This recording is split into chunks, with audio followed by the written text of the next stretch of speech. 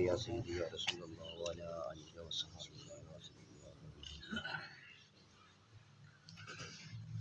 الحمدللہ رب العالمین، الصلاۃ والسلام علی رسولہ الکریم محمد وعلی آلہ واصحابہ اجمعین بالسند المتصل منا الی امیر المؤمنین فی الحدیث امام ابو عیسیٰ الترمذی وبه قال حدثنا محمد بن علي حدثنا النضر أخبرنا ابن عوف عن ابن سيرين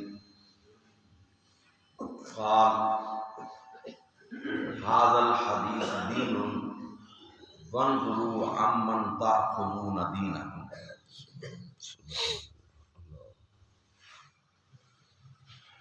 حضرات محترم، یقیناً آپ سے حضرت نے شروع کے اندر حدیث پاک کا تعارف، کتاب کا تعارف، شمائل ترمذی کا تعارف، سب کچھ باتیں ہو چکی ہوں گی۔ حدیث پاک کے الفاظ جس کے بارے میں یہ حضرات علماء کرام فرماتے ہیں کہ حدیث کہتے ہیں ما اضیف الی النبی صلی اللہ علیہ وآلہ وسلم، جس چیز کی نسبت حضور سے ہو جائے اس کو حدیث کہتے ہیں۔ سبحان اللہ۔ اور اس کے اندر کہا جاتا ہے کہ اقوالہ و افعالہ و احوالہ، حضور کے اقوال کو بھی احادیث کہتے ہیں، حضور کے احوال کو بھی حدیث کہتے ہیں، اور حضور علیہ الصلوۃ والسلام کے سامنے کوئی کام کیا جائے، کوئی صحابی کام کرے، حضور منع نہ فرمائے، اس کو بھی حدیث کہتے ہیں۔ اور جو ارشاد پاک میں نے آپ کے سامنے پڑھا، یہاں پر اس کی نسبت کی گئی ہے عن ابن سیرین۔ حضرت امام محمد بن سیرین کا نام اہل علم جانتے ہیں کہ بہت بڑے تابعی ہیں، اور امام ابن سیرین نے بہت سارے اصحاب رسول سے فیض حاصل کیا ہے، اور آپ کا مقام علم کے اندر، حدیث کے اندر، فقہ کے اندر بھی ہے، لیکن خواب کی تعبیر کے اندر آپ کا بہت بلند مقام ہے۔ اور خواب کی تعبیر کے جتنے بھی حوالے ملتے ہیں بعد والوں سے، تو امام محمد بن سیرین کا حوالہ ملتا ہے کہ جس خواب کی تعبیر آپ نے بیان فرما دی وہ بالکل اسی طرح جس طرح حق پر سچ ہے۔ ابن سیرین رحمۃ اللہ علیہ کی تو نسبت ہے، لیکن یہی الفاظ ملتے جلتے حضرت ابن عمر رضی اللہ تعالی عنہ سے منقول ہیں کہ آپ نے بھی فرمایا کہ جو حدیث ہے اس کو دیکھا کرو، اپنی عقل اور رائے کو نہ دیکھا کرو۔ تو ابن سیرین نے فرمایا کہ ھذا الحدیث، یہ جو حدیث ہے یہ دین ہے۔ حدیث کیا ہے؟ دین ہے۔ وانظروا عمن تاخذون دینکم، دین لینا ہو تو دیکھ لیا کرو کس سے تم دین لے رہے ہو۔ بہت بڑا ازالہ ہے مسئلے کا۔ ہمارے ہاں ایک بات معروف ہے، عام طور لوگ کہتے ہیں یار اس بندے کو نہ دیکھو، یہ دیکھو کہ وہ الفاظ کیا بول رہا ہے۔ لیکن ابن سیرین رحمۃ اللہ علیہ نے آپ نے کیا فرمایا؟ آپ نے فرمایا حدیث دین ہے، حدیث دین ہے۔ اب پڑھنی ہے حدیث کسی سے تو ظاہر بات دین لینا ہے۔ آپ نے فرمایا یہ دیکھ لیا کرو کہ دین کس سے لے رہے ہو۔ سبحان اللہ۔ یعنی جس سے تم حدیث پڑھ رہے ہو ذرا اس کی زندگی بھی دیکھو اور اس کے معاملات بھی دیکھو۔ اب تو الحمدللہ رب العالمین کتابیں چھپ چکی ہیں، اب تو بہت ترقیاں ہو گئی ہیں۔ حضور علیہ السلام کے زمانہ اقدس سے لے کر 2 صدیاں 3 صدیاں زمانہ ایسا رہا کہ کتابیں حدیث کی نہیں چھپی تھی، باقاعدہ کتابیں نہیں چھپی تھی۔ تو حدیث کیسے لی جاتی تھی؟ کسی علاقے میں پتہ چلتا کہ فلاں بندے کے پاس حدیث ہے، حدیث کا علم ہے، اور اس نے حضور علیہ السلام کے صحابی سے یا صحابی کے شاگرد تابعی سے حدیث سنی ہے، تو لوگ لمبے لمبے سفر کر کے، حتیٰ کہ کتابوں میں لکھا ہے کہ مہینوں کے سفر طے کر کے ایک حدیث کو حاصل کیا کرتے ہیں۔ اب تو ہمارے سامنے ہر لیکن ہمیں احسان مند ہونا چاہیے ان ہستیوں کا، ان اماموں کا کہ جنہوں نے مشقتیں برداشت کر کے مہینوں کے سفر طے کر کے ایک ایک حدیث امت کے لیے جمع کر دی۔ آج اگر ہمیں حضور علیہ السلام کی صورت پاک، سیرت پاک، آقا کی زلفوں کا تذکرہ، آقا کے چہرے کا تذکرہ، آقا کے اخلاق کا تذکرہ، دین کا پتہ، نماز کا پتہ ہے تو یہ بنا بنایا حلوہ ایسے نہیں آ گیا، اس کے پیچھے بڑی مشقتیں اٹھانی پڑیں گی۔ اور اسی طرح ایک ایسے محدث سے جن کو پتا چلا کہ فلانے علاقے میں ایک بندے کے پاس حدیث ہے، تو لمبا سفر طے کر کے گئے، لیکن جیسے ہی اس گاؤں میں پہنچے اس بندے کا پتہ پوچھا جس کے پاس آقا صلی اللہ علیہ وسلم کی حدیث ہے، تو ابھی دور ہی تھے، تو وہ جس کے پاس حدیث تھی وہ اپنے گھوڑے کو بلا رہے ہیں، اپنے گھوڑے کو بلا رہے ہیں اپنا دامن پھیلا کر، جیسے دامن میں کوئی دانہ ہے یا کوئی چیز ہے، تو جیسے گھوڑا قریب آیا دامن چھوڑ دیا اور گھوڑے کو پکڑ لیا۔ جو بندہ سفر طے کر کے آیا تھا ادھر سے واپس ہو گیا، ادھر سے واپس ہو گیا، چہرے مورے سے پتہ تو چل جاتا ہے۔ تو اس بندے کو بلایا، آؤ میری بات تو سنو۔ اس نے کہا بات کیا سننی ہے، میں جو سفر طے کر کے آیا تھا میرا تو سارا مقصد ہی فوت ہو گیا۔ اس نے کہا خیریت ہے؟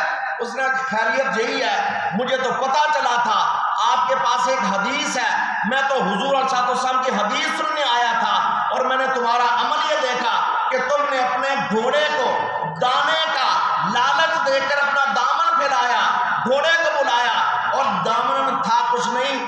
جو بندہ ایک گھوڑے کو دھوکہ دے سکتا ہے وہ حدیث مصطفیٰ میں امت کو بھی دھوکہ دے سکتا ہے۔ میں نے تم سے حدیث نہیں سنی اس لیے کہ تمہارا عمل یہ صحیح نہیں۔ پتا چلا کہ حدیث مصطفیٰ وہ نازک اور حساس موضوع ہے کہ جس میں لینے سے پہلے دیکھنا چاہیے حدیث بیان کون کر رہا ہے۔ اور پھر ایک لفظ ہے حدیث، ایک ہے سننا، ایک لفظ ہے حدیث، ایک ہے سننا۔ حدیث پاک کا لفظ جہاں پر آ جائے اس کا مطلب یہ ہوتا ہے کہ جس کی بھی نسبت حضور کی طرف ہو، وہ حضور نے عمل مبارک زندگی کے کسی حصے میں کیا ہو، مکہ المکرمہ میں کیا ہو، سفر میں کیا ہو، حضر میں کیا ہو، مدینہ میں کیا ہو، چاہے وہ عمل ایک بار کیا ہو، بار بار کیا ہو، وہ عمل کر کے چھوڑ دیا ہو، حدیث کا مطلب ہوتا ہے کہ اس چیز کی نسبت حضور سے ہو۔ لیکن سنت کا مطلب یہ ہوتا ہے کہ وہ عمل جس پر حضور نے اس پر اکثری عمل فرمایا ہو یا امت کو درس دیا ہو کہ یہ کام کرنا ویسے ثواب ہے۔ پتا چلا کہ عام طور پر احباب اس ایسے مسئلے بڑی جلدی پھسل جاتے ہیں کہ الفاظ حدیث میں یہ آیا ہے، حدیث میں یہ آیا ہے۔ بہت ساری حدیثیں ایسی ہیں ان میں آیا ہے لیکن وہ حضور نے عمل کب کیا ہے، کس وقت کیا ہے، کس وجہ سے کیا ہے۔ اس کی ایک مثال لیں، بخاری شریف معروف ترین کتاب ہے، بخاری شریف میں 40 سے زیادہ جگہ پر مذکور ہے حضور نے کھڑے ہو کر پیشاب فرمایا۔ بخاری میں 40 سے زیادہ جگہ پر لکھا ہے حضور نے کھڑے ہو کر، لیکن کیا یہ سنت ہے؟ نہیں ہے، سنت ہے نہیں ہے۔ حدیث میں آ گیا، کس وجہ سے فرمایا، کیا مجبوری تھی، وہ بات الگ ہے، الگ گفتگو ہے، لیکن بتانا یہ چاہتا ہوں۔ اور امام ترمذی حدیث پاک نقل کرتے ہیں کہ حضرت عائشہ صدیقہ فرماتی ہیں جو کہے حضور نے کھڑے ہو کر پیشاب کیا وہ جھوٹا ہے، وہ جھوٹا ہے، وہ جھوٹا ہے۔ پتا چلا کہ بیٹھ کر پیشاب کرنا یہ سنت ہے، کھڑے ہو کر پیشاب کرنا یہ حدیث ہے۔ تو اس لیے لوگ بڑی جلدی دھوکے میں آ جاتے ہیں کہ حدیث میں یہ آیا ہے۔ حدیث کا مفہوم یہی ہوتا ہے کہ حضور نے کوئی بھی کام کسی موقع پر کیا ہو، محدثین نے وہ ساری باتیں جمع کر دی ہیں، ساری باتیں جمع کر دی ہیں۔ لیکن سنت کا مطلب یہ ہوتا ہے کہ وہ کام جو امت کے لیے آگے کرنے کے لیے حکم آیا ہے، یا آخری امر جو ہے وہ آقا صلی اللہ علیہ وسلم۔ تو اب اس کے اندر فرمایا گیا وَانظُرُوا عَمَّن تَأْخُذُونَ دِينَكُمْ، کہ جو حدیث یہ دین ہے لہذا تم دیکھ لیا کرو کہ اپنا دین کس سے لے رہے ہو۔ اور اس کے اندر ایک بات یہ بھی قابل ذکر ہے کہ یہاں پر امام ترمذی رحمۃ اللہ یہ آخری آپ نے اقوال پیش کیا ہے نا، لیکن اس سے پہلے آپ نے ایک اور حدیث پیش کی ہے، فرمایا کہ جس کو قاضی بنایا گیا، اور الفاظ کیا ہے، فرمایا جس کو فیصلہ کے لیے مبتلا کیا گیا، جس کو، حالانکہ مبتلا اور چیز ہے، مبتلا ہوتا ہے بندہ تکلیف میں، مرض میں مبتلا ہے، لیکن الفاظ کیا ہے کہ جب کوئی قضا کے لیے فیصلہ کے لیے مبتلا کر دیا جائے، یعنی قاضی بننا یہ آسان کام نہیں ہے، جج بننا آسان کام نہیں، بڑا مشکل کام ہے، بہت مشکل کام ہے، یوں کہیں کہ چھری سے ذبح ہونے والی بات ہے، کیونکہ ایک طرف کیا سفارشیں بھی ہوں گی، رشتہ داریاں بھی ہوں گی، مال و دولت بھی ہوگا، دوسری طرف حق کا فیصلہ بھی ہوگا۔ فرمایا کہ جو قضات کے لیے فیصلہ کرنے کے لیے جس کو اس کام پر لگا دیا جائے، فعلیک بالاثر، وہ اپنی عقل کو استعمال نہ کرے، پہلے اثر کو دیکھے۔ اثر کہتے ہیں جو چیزیں منقول ہیں، قرآن کو دیکھے، حدیث کو دیکھے، اقوال اصحاب کو دیکھے، اور جتنے سلف صالحین ہیں ان کے قولوں کو دیکھے، اس کے بعد آخر میں اپنی عقل کا استعمال کرے، سب سے پہلے اپنی عقل کا استعمال نہ کرے۔ اور یہ قضات کو فیصلہ کرنا ہے، یہ والا کام، اور اس سے پہلے خوابوں کی تعبیر کا بیان ہوا ہے، یہ ساری چیزیں بتا رہی ہیں کہ یہ کسی نہ کسی حدیث سے ملیں گی، تو اس لیے فرمایا کہ جب بھی خوابوں کی تعبیر یا فیصلہ یا کوئی بھی ایسا کام ہو تو تمہیں چاہیے کہ سب سے پہلے رجوع کرو حدیث کی طرف، اللہ کے قرآن کی طرف، حدیث مصطفیٰ کی طرف، اور پھر فرمایا جب حدیث لینی ہو تو حدیث لیتے وقت یہ آپ نے خوب تک دیکھنا ہے کہ وہ حدیث آپ کس آدمی سے لے رہی ہیں۔ اور اس سے یہ بھی پتا چلا کہ جہاں ہم اور کاموں کے لیے وقت نکالتے ہیں، بلکہ احباب کئی گھنٹے سکرین کے سامنے بیٹھ جاتے ہیں، ٹی وی دیکھتے ہیں، میچ، جائز ہونا ناجائز ہونا الگ بات ہے، میری گفتگو اس سے نہیں ہے، میچ 6 گھنٹے بیٹھے، کیا سکرین دیکھنے سے آپ کے بدن کو طاقت ملی؟ نہیں ملی۔ کیا آپ کو سامنے ٹی وی پر بیٹھنے 6 گھنٹے کوئی آمدن ہوئی؟ نہیں۔ نہ آپ کا مالی فائدہ ہوا، نہ جانی فائدہ ہوا، وہ تو آپ نے 6 گھنٹے گزار لے، لیکن اگر مفتی صاحب کہہ دیں یا قاری صاحب کہہ دیں، مسعومی صاحب کوئی بھی کہہ دے ذرا بیٹھ کر نماز جنازہ کی دعا سیکھ لو، تو ٹائم نہیں، وقت نہیں ہے۔ کئی لوگ ایسے ہیں جن کی عمریں گزر گئی ہیں، جنازہ پڑھنا نہیں آتا، نماز کا پتہ نہیں ہے، اور غسل کے فرضوں کا پتہ نہیں ہے، وضو کے فرضوں کا پتہ نہیں ہے، حالانکہ فرض کا مطلب ہوتا ہے کہ وہ کام اگر اس میں سے کوئی بھی رہ جائے تو ادائیگی نہ ہو۔ تو اس لیے جہاں پر اور کاموں کے لیے وقت نکالتے ہیں، اور وہ کام کہ جو ہمارے لیے ضروری بھی نہیں ہے، تو دین کریم سیکھنے کے لیے وقت ضرور نکالنا چاہیے۔ ضرور اپنا 24 گھنٹوں میں کچھ وقت بے شک اپنے گھر میں بیٹھ جائیں، بے شک ادھر آ جائیں، ضرور دین متین سیکھنے کے لیے وقت کو مخصوص کرنا چاہیے۔ یہ دین اس وقت تک بندے کو کچھ نہیں دیتا جب بندہ سارا اپنا آپ اس کو نہیں دے دیتا۔ اگر سارا کچھ بندہ اپنا دیتا ہے تو دین پھر تھوڑا سا حصہ دیتا ہے۔ تو یاد رکھیے کہ علم دین حاصل کرنا یہ امت پر فرض کفایہ ہے، اور اتنا حاصل کرنا کہ جس سے اپنی زندگی جی سکے یہ فرض عین ہے۔ تو اس لیے احباب سے یہی گزارش ہے کہ الحمدللہ بہت اچھا سلسلہ شروع کیا۔ میرا مشورہ تھا ان کو کہ آپ آ گئے ہیں تو ایک وقت کے اندر آپ درس قرآن دیا کریں اور ایک وقت میں درس حدیث دیا کریں۔ تو الحمدللہ درس حدیث عشاء کے بعد ہوتا تھا، ہمارا وقت بھی عشاء کے بعد کا طے تھا، لیکن اچانک اس کے اندر ایک مجبوری بن گئی۔ حضرت علی کا قول ہے کہ آپ نے فرمایا، آپ کا جو